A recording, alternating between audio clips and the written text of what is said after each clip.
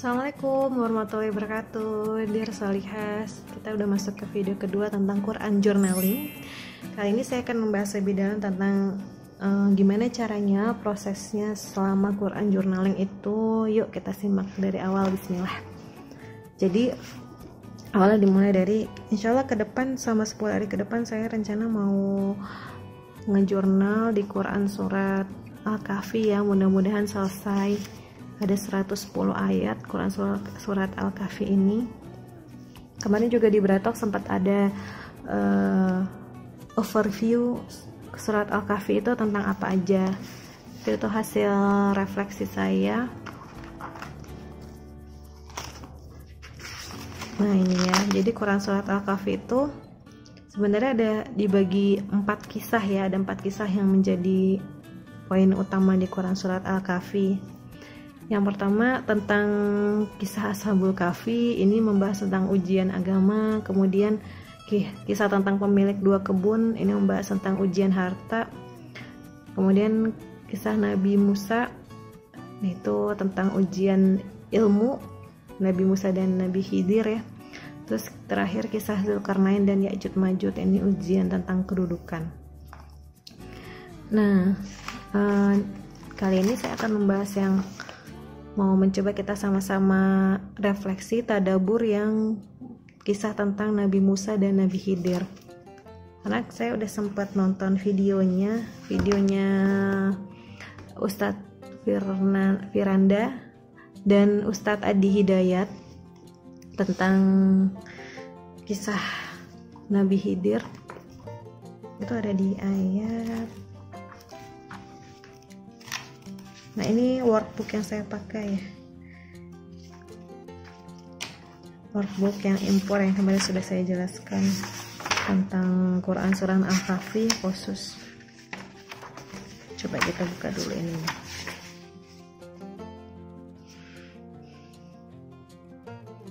Nah tentang Three Bizarre Event, 3 peristiwa ya, kan kita tahu Nabi Musa bertemu dengan Nabi Khidir itu, terus ada 3 peristiwa yang membuat Nabi Musa tuh terkaget-kaget. 96. Kita buka dulu Quran ininya, workbooknya. 96.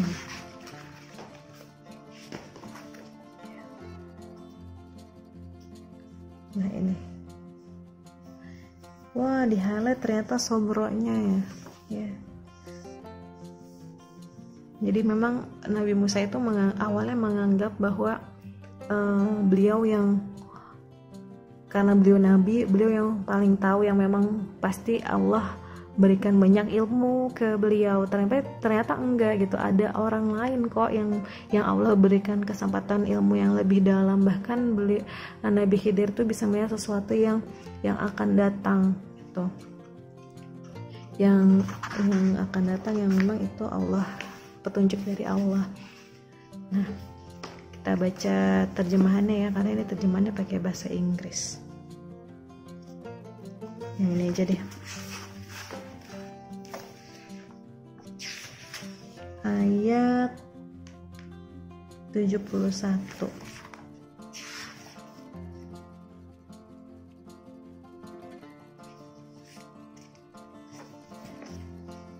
Ini ayat 71. Maka berjalanlah keduanya hingga ketika keduanya menaiki sebuah perahu, lalu dia melubanginya. Dia Musa berkata, "Mengapa engkau melubangi perahu itu? Apakah itu menenggelamkan? Apakah untuk menenggelamkan penumpangnya?" Oh, ini yang bertemu dengan perahu, kemudian perahunya dilubangin. Nah, terus Nabi Khidir bilang kan, awalnya kan perjanjiannya boleh mengikuti Nabi Khidir, syaratnya tidak boleh bertanya. Tapi ternyata Nabi Musa tidak bersabar gitu, tidak bisa bersabar, dan akhirnya bertanya. Kemudian, jangan dihukum, insya Allah aku nggak akan mengulanginya lagi. Kemudian mereka berjalan. Nah tiba-tiba berjumpa dengan seorang anak muda, dan ternyata Nabi Khidir membunuhnya. Nah kemudian Nabi Musa terkaget dan bertanya, "Mengapa engkau membunuh jiwa yang bersih?" bukan mereka karena membunuh orang lain gitu. Jadi boleh kan membunuh kalau misalnya sudah membunuh, jadi sebagai hukum qisas. Sungguh engkau telah melakukan perbuatan yang sangat mungkar.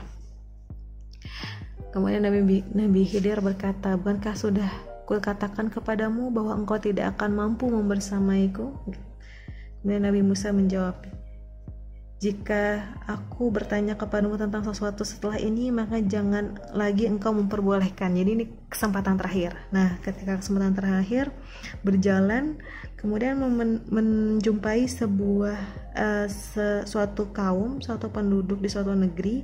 Mereka berdua meminta dijamu, tetapi mereka tidak mau menjamu Nabi Khidir dan Nabi Musa ya. Kemudian keduanya mendapatkan dinding rumah yang hampir roboh.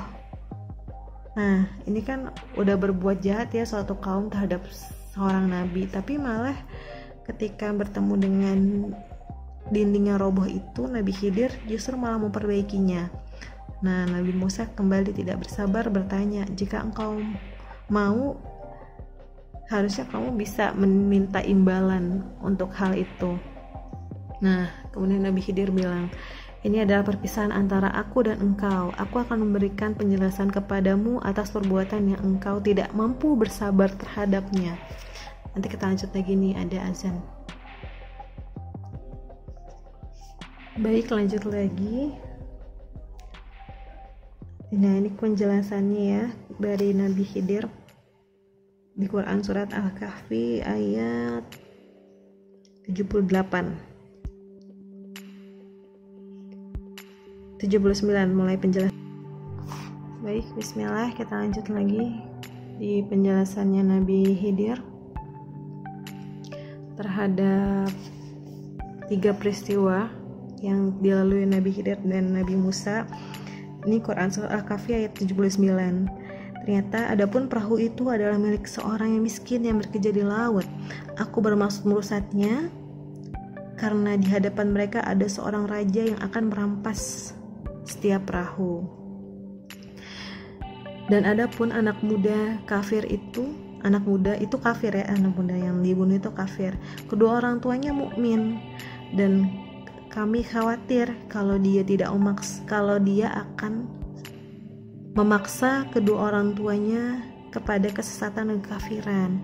Kemudian kami mengkehendaki sekiranya Tuhan menggantikannya dengan seorang anak lain yang lebih baik kesuciannya daripada anak itu dan lebih sayang kepada ibu bapaknya.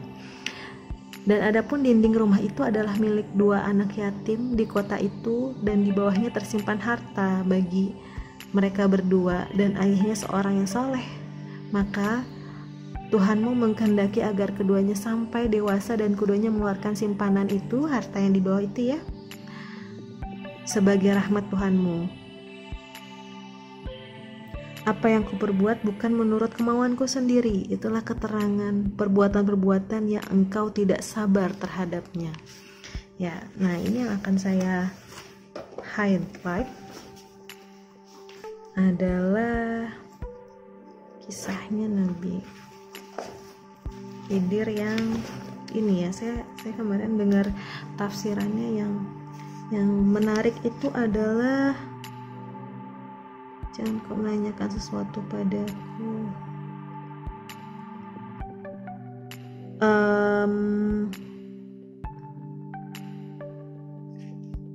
Berjalan, nah ini yang tentang anak ya, tentang anak. Jalanlah keduanya hingga berjumpa dengan seorang anak muda.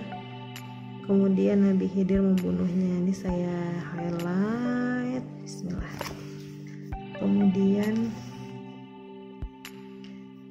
dengan penjelasannya, anak itu adalah anak yang kafir gitu.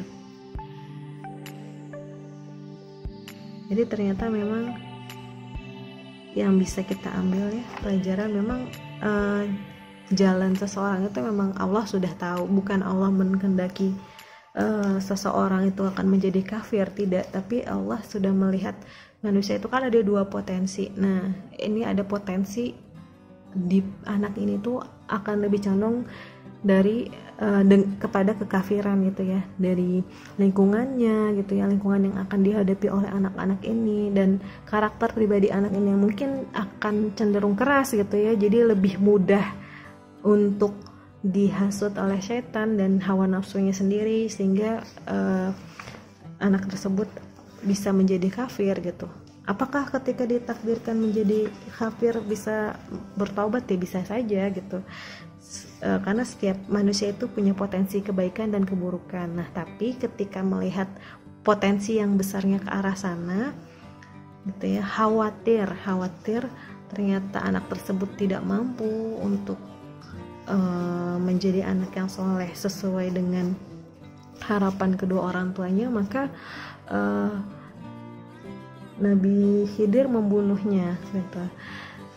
Dengan harapan ketika membunuhnya kan anak kecil tuh masih belum punya dosa ya, dosanya belum dihitung gitu. Jadi ketika dibunuh pun nanti insya Allah akan langsung masuk surga gitu. Pun ketika orang tuanya bersedih, ya insya Allah Nabi Khidir berdoa ya di Quran surat 81-nya, berdoa agar Allah menggantikannya dengan yang lebih baik, dengan anak yang lebih soleh gitu. Nah terus apa nih ibroh yang bisa didapatkan dari ayat 74, 80 dan 81 ini? Di tafsir yang dibahas oleh Ustadz Firanda dan juga kajian yang saya dengar dari Ustadz Adi Hidayat, ini menarik ya. Menariknya ternyata di sini poin besarnya adalah tentang kekuatan doa orang tua kepada anaknya. Jadi kalau doa itu ternyata bisa menolak takdir ya, bener ya, doa itu senjata umat muslim ya. Doa itu bisa menolak takdir, karena orang tua ini berdoa, ya Allah, orang tua ini soleh dan berdoa ingin punya keturunan orang-orang soleh, maka diijabah sama Allah doanya gitu. Sama halnya dengan kisahnya Nabi Yakub yang punya anak ya, anak Nabi Yusuf, Bunyamin, dan juga 9 orang anak yang lain, 9 ya kalau nggak salah, 9, nanti coba dikoreksi kalau misalnya ternyata saya salah. Dan anak-anak lainnya yang berencana ingin membunuh Nabi Yusuf, ya kan, kita tahu kisahnya ya. Anak-anak Nabi Yakub sedang rapat musyawarah untuk membunuh Nabi Yusuf. Ini gimana caranya, ada ide nggak bunuhnya dengan cara apa gitu. Nah ternyata semua udah sepakat ingin membunuh Nabi Yusuf kan, gimana supaya dia kita bunuh dengan cara tertentu, ini itu gitu, ada banyak ide. Tapi tiba-tiba di ending ada yang punya ide, gimana kalau kita nggak usah ngebunuh, kita buang aja. Jadi sampai kita buang sampai ayah nggak melihat dia lagi gitu. Nah terus ternyata pendapat yang disepakati justru malah pendapat yang terakhir ini gitu, yang nggak usah dibunuh. Terus ada banyak yang ulama menafsirkan bahwa ya ini karena salah satunya karena doanya Nabi Yakub terus berdoa punya anak keturunan yang soleh gitu. Jadi sejahat-jahatnya anak-anak Nabi Yakub, mereka nggak berani sampai membunuh gitu ya. Kalau misalnya di tafsiran aja saya sampai merinding, nggak berani sampai membunuh gitu, karena itu doa Nabi Yakub melindungi anak-anaknya gitu. Walaupun punya niat yang jahat, tetap terlindungi dari membunuh. Itu kan dosa besar ya, dari dosa-dosa besar gitu. Jadi itu salah satu doa Nabi Yakub. Padahal kan kalau misalnya dipikir-pikir ya, saat musyawarah kayak gitu kan, kalau setan itu kan ngegoda nggak tanggung-tanggung ya. Kalau misalnya orang didorong untuk melakukan perbuatan jahat, keji, ya pasti sekalian yang jahatnya benar-benar jahat sekalian gitu kan, nggak tanggung-tanggung gitu. Kayak waktu para dedengkot Quraisy sedang berkumpul di Darun Nadwah, saya juga baru baca tuh sirahnya, baru baca lagi di sirah Nabi. Mereka berencana ingin membunuh Nabi Muhammad SAW. Itu aja kan kalau misalnya mikir paling ya dilindungi karena kan Nabi Yusuf nabi gitu, jadi pasti rencananya dilindungi sama Allah untuk membunuh nabi. Enggak, ini para dedengkot Quraisy aja tuh saat musyawarah ingin membunuh Nabi Muhammad, iblis datang, benar-benar iblis yang datang tuh ya, rajanya para setan itu, iblis itu datang menyerupai seorang kakek tua yang berpura-pura seperti syekh dan ikut incar buat ide-ide membunuh Rasulullah. Jadi ada yang punya ide ini gitu, gimana kalau misalnya kita penjara aja, jadi nggak usah dibunuh gitu. Ada yang bilang gitu, kita penjara aja nggak usah dibunuh, tapi kita biarkan dia nggak usah makan sampai dia mati sendiri gitu, jadi kan nggak ada dosa besar ya. Iblis menolak gitu, jangan kayak gitu, bunuh aja gitu. Kalau misalnya dibiarin seperti itu, ada kemungkinan tetap ada Allah akan menolong gitu ketika nanti kan udah pernah ada kejadian Nabi Yusuf di penjara tapi ternyata masih bisa keluar gitu. Jadi kalau misalnya iblis udah dan syaitan udah masuk ke dalam niat-niat buruk kita, itu nggak tanggung-tanggung, sekalian totalitas gitu, perbuatan jahatnya totalitas. Tapi kenapa ini enggak gitu? Kenapa ini anak-anak Nabi Yusuf nggak jadi akhirnya mau membunuh Nabi Yusuf gitu? Jadi dibuang aja gitu anak-anaknya, kakak-kakaknya Nabi Yusuf. Itu karena ternyata itu karena doa orang tua, doanya Nabi Yakub. Nah, sama halnya dengan kisah ini gitu, kisah Nabi Khidir ini gitu. Jadi doa itu bisa menolak takdir ya, bisa mengubah takdir. Senjata umat muslim itu dikatakan tuh ya itu ternyata gitu. Jadi karena orang tuanya soleh, ingin punya keturunan yang juga soleh, akhirnya Allah ganti anak yang punya potensi kekufuran, kekafiran itu dengan anak yang lebih baik gitu. Nah, oke, itu tadi tafsirannya. Sekarang kita tulis ya, kita sama-sama tulis. Seru banget kan, kita sama-sama refleksi lagi. Nah, ini juga sebagai pengingat juga buat saya sebagai orang tua, ternyata harus terus mendoakan anak, karena memang juga visi misi keluarga saya itu kan melindungi visi misi keluarga saya dari Pak Suami Big Boss bilang apa nih visi misi keluarga? Simple, reuni di surga. Masya Allah, gimana caranya? Nah, nanti kapan-kapan di kesempatan lain waktu insya Allah saya bahas. Ini kita sedang Quran journaling dulu. Nah, tadi yang sudah di highlight. Jadi nanti intinya akan saya tulis di sini dulu ya. Di sini penjelasannya 74. Yang ini penjelasannya. Nah, ini penjelasannya 8081.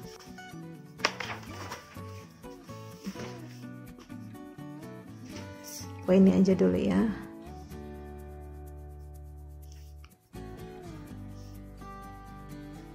Membunuh anak. Penjelasannya ini di Quran surat 74.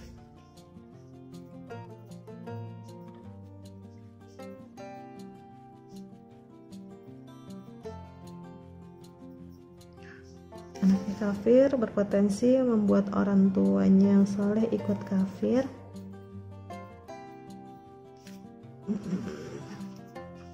Kemudian yang anak kafir ini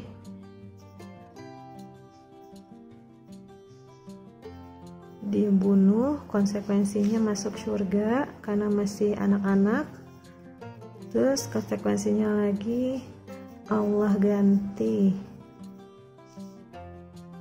dengan keturunan lain ya. Nah, biasanya kalau udah saya bikin draft kayak gini, terus nanti saya tulis juga ya kisah lain. Kisah lain tadi kan udah sempat disebutin kisahnya anak-anak Nabi Yusuf, Yakub. Ya, tadi kita udah tulis sama-sama di sini ya tentang draftnya yang ingin saya catat. masih pakai pensil.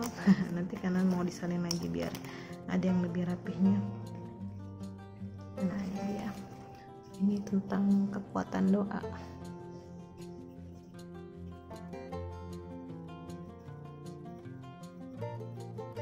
Ya, termasuk yang ini tadi referensi kisah tambahnya ya, kisah tentang anak Nabi Yakub dan kisah tentang rencana pembunuhan di Darun Nadwah dan Nongkot Quraisy. Nanti kalau udah ditulis di sini, baru nanti saya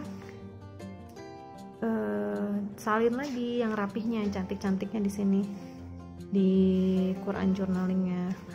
Karena makanya kenapa ini bisa rapih, karena sebelumnya saya bikin oret-oret dulu gitu. Jadinya enak dilihatnya kan. Tuh nanti saya catat di sini di indeks halaman sekian, kan nanti dikasih halaman ya sama saya ya. Jadi halaman sekian sampai halaman sekian itu tadabbur apa kayak gitu. Nah ini nanti juga seperti yang sudah saya sebutkan sebelumnya, kan udah di highlight ya di sampingnya. Kita ini deh, kita tandain, kita Quran tagging. Caranya gimana? Ambil sticky notesnya tentang kisah, sesimpel ini kok. Nah terus ditulis deh.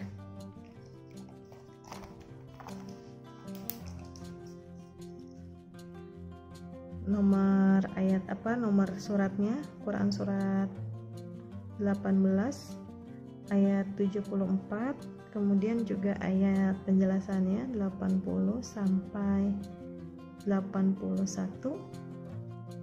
tentang kekuatan doa orang tua.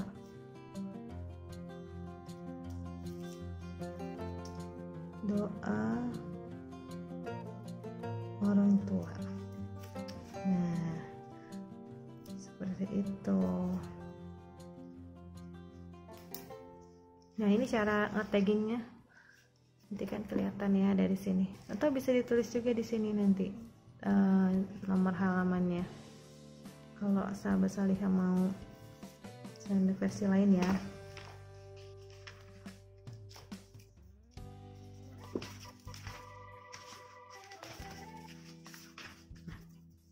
Nah, ditulisnya di sini suratnya 18 ayatnya 74, kemudian 80 sampai 81.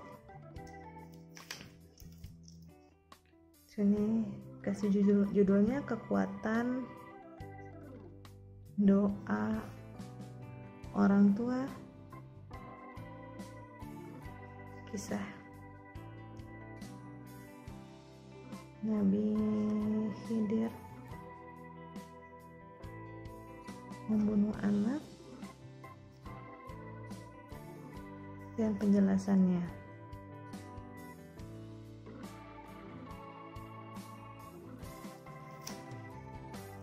Nah, jadi saat kita menutup halamannya masih bisa kebaca tuh nomor halamannya. Nah, itu cara nge-taggingnya. Dan tadi cara nge-journalingnya. Semoga sahabat Salihah semua bisa terinspirasi dengan video saya kali ini. Mohon maaf kalau kepanjangan, tapi semoga masih bisa enjoy, menikmatin, dan bisa jadi referensi juga buat nanti sahabat Salihah kerjain sendiri. Nih, ini masih banyak yang belum kepake nih perlengkapannya, tapi itu nanti bakal dipakai banget buat saat mengisi jurnal itu ya. Sekian dulu video kita kali ini, semoga bermanfaat. Assalamualaikum warahmatullahi wabarakatuh.